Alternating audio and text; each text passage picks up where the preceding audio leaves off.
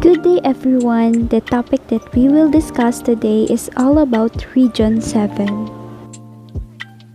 But before that, we would like to introduce ourselves. Miss Del Rosario Kimi, Miss Evangelista Claudine Jem, and Miss Mascardo Micaela, and we are the Group 7. My name is Micaela Mascardo and I will discuss the background of the region. The name of the region was mostly chosen by American colonists to denote the centrality of the island within the bigger Visayas area. There have been proposals to rename the current Central Visayas region, which is dominated by the Cebuano o Sugbuanon ethnic group, to Sugbo region.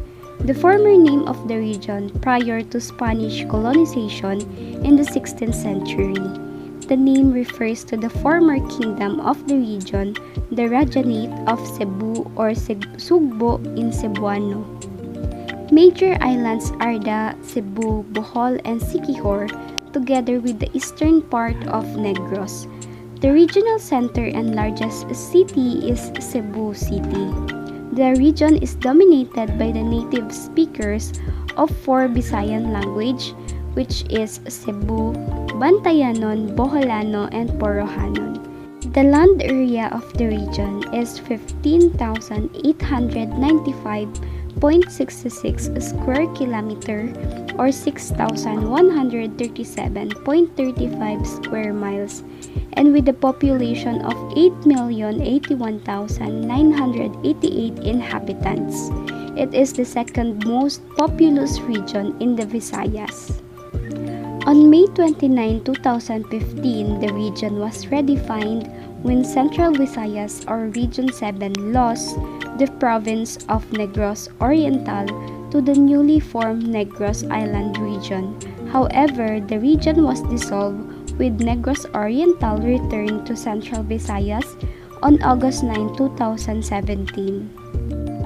The provinces of Central Visayas consist of Bohol, Cebu, Negros Oriental, and Siquijor. The capital of Bohol is Tagbilaran City. The capital of Cebu is Cebu City. The capital of Negros Oriental is Dumaguete City. And the capital of Siquijor is Siquijor.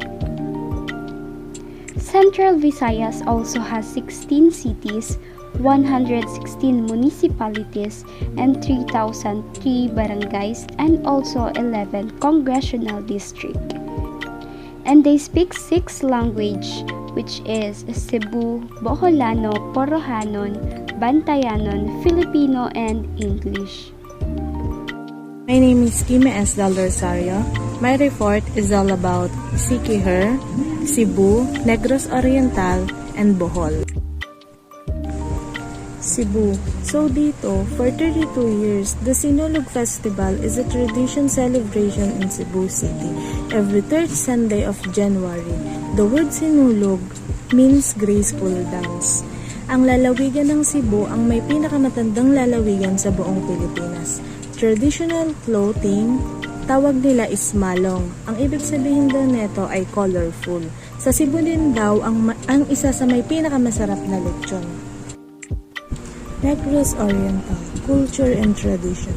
Fiestas celebrate harvest, births, and victory, as well as religion event. The Philippines is a country of fiestas. Negros Oriental is a province full or year-around fiesta. We have 24 fiesta, it's dedicated to the and the Vulgasan Festival, the fiesta of the entire province, usually take place in the second week of October. Bohol is the main island of Bohol province, which also includes 75 smaller islands. The island lies southwest from Cebu Island and southwest of Leyte Island is the Central Visayas region. Pinagdiriwang nila na festival is yung Sandugo Festival. It's an annual historical celebration that take place every years. Ang Bohol ay dinaragsa ng maraming turista, maka-Pilipino man o mga taga-ibang bansa dahil sa magaganda nitong tanawin. Sikihar tradition and culture. Folk Healing Festival, Black Saturday on San Antonio. From all over the Visayas in Mindanao meet in the barangay of San Antonio. The herbal preparation takes place on Black Saturday on the belief that with death of Jesus Christ.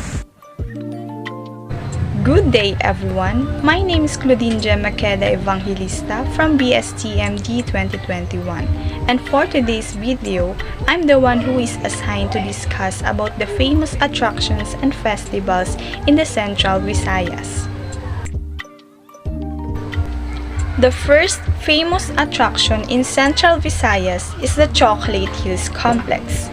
The Chocolate Hills Complex in Carmen is 55 km from Tagbilaran City and the most famous tourist attraction of Bohol. There are 1,000 cone-shaped hills spreading out on a natural open plateau looking like mystic mounds. They look like chocolate kisses during summer when the grasses that cover the hills turn into brown. There are two areas to visit to get a good look at the hills. These are at the Chocolate Hills Complex in Carmen Town and at the Sagbayan Peak. The biggest hills has been developed into a resort with accommodations, restaurant, and gift shop.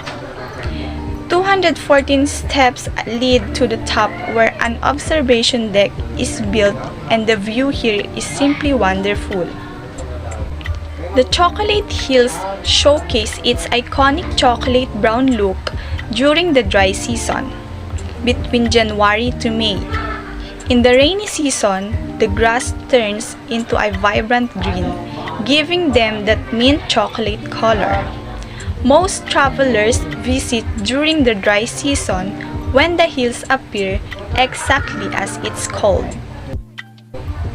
The second famous attraction in Central Visayas is the Kawasan Falls. Kawasan Falls actually consists of 3 separate layers of waterfalls, with the first layer being the biggest and by far the most crowded, especially during weekends. Most people who walk off the highway to the waterfalls hang out there.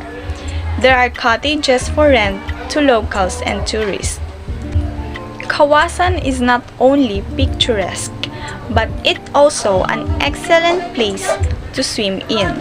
Visitors often praise the water as cold and refreshing. The water from the top of the Kawasan comes from the Kandayvik spring. The third famous attraction in Central Visayas is the Magellan's Cross.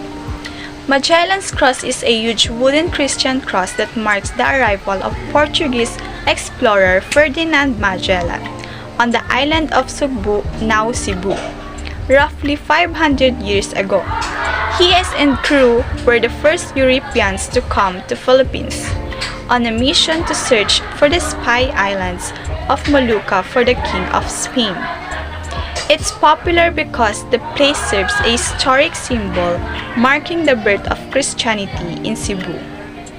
On the ceiling of the Magellan Cross fabulous interior, you can find a mural depicting the baptism of Raha Humabon and his household by Father Pedro Valderrama, and the planting of a wooden cross by Ferdinand Magellan. The artwork was done by Jess Roa and Seri M. Hosol. The fourth famous attraction in Central Visayas is the Hinagdanan Cave. The Hinagdanan Cave is made of limestone. Its entrance is a hole about 1 meter in diameter, visible from a limestone hill. Cement steps lead to the interior. The cave is slippery, but there's a rope railing to hold on to. The cave is filled with sleeping birds in small holes in the ceiling. The Hinagdanan Cave, meaning laddered in Cebuano, is one of the many wondrous caves in the island province of Bohol. The cave was accidentally discovered by a farmer while clearing his land. He found 2 holes. Curious, he dropped by a stone and heard a splash. He built a ladder or hagdan and was able to access the cave and find a hidden beauty, Thus, the origin of the name is Hinagdanan.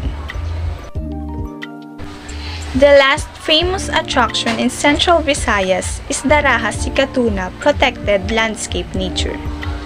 It's a haven for nature lovers and a bird watcher's paradise. It is the widest remaining forest in Bohol, with a total land area of 9,023 hectares. 4,700 hectares is made up of natural forest and 1,600 hectares of man-made forest. 690 hectares occupied and the rest has cogonal features which are subject to rehabilitation. The Raha Sikatuna National Park is home to various species of birds. In your bird-watching trips, it is advisable to bring bird call tapes. The tape bird sounds will lure even the naturally shy birds from their habitats. This is the only way that you will see the rare bird species and get some pictures of them for documentation. If you are lucky, you can spot one or two of them as they fly about in the park. And for the famous festivals in the Central Visayas, we have Sinulog Festival. Sinulog comes from the Cebuano word sulog, which means like water current movement, which depicts the forward-backward step of Sinulog dance. Sinulog Festivals is held every third Sunday of January. The Grand Street Parade, which is the focal event of Sinulog, normally starts on the third Sunday of January at around 8 or 9 in the morning. On Sunday night, there are pyromusical shows that will treat you to a beautiful display of fireworks. There are also a series of fun events organized days and weeks prior to the main event. The second famous festival in Central Visayas is the Sandugo Festival. The Sandugo Festival is a historical event that takes place yearly in the island of Bohol, otherwise known as the Bohol Sandugo Celebration or the Blood Compact Commemoration. This festival commemorates the Treaty of Friendship of Miguel Lopez de Legazpi and Datu Sikatuna, two people of different race and creed. Captain General Miguel Lopez de Legazpi led the expedition that represented the King of Spain, and Datu Sikatuna was the native Bicolano chieftain.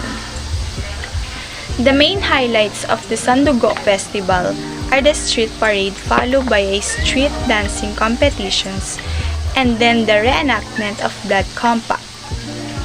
The Sandugo Festival is held every July. The Tagbilaran City Charter Day on July 1 kicks off the month-long festival with a Holy Mass, the Yana Motorcade program sponsored by the city government of Tagbilaran.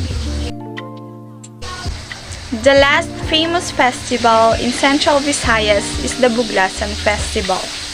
Buglasan is the province's annual provincial fiesta that is held every October. Buglasan peaks with the festival of festivals, street dance, and field presentations where the visual impact and exciting rhythms of champion contingents from over 20 festivals in various stages of development can be experienced in one venue. These festivals complete most of the fiestas of each place of the province. They are basically celebrations of Thanksgiving for abundant harvest of land and sea. Most of these are secular or non-religious in nature.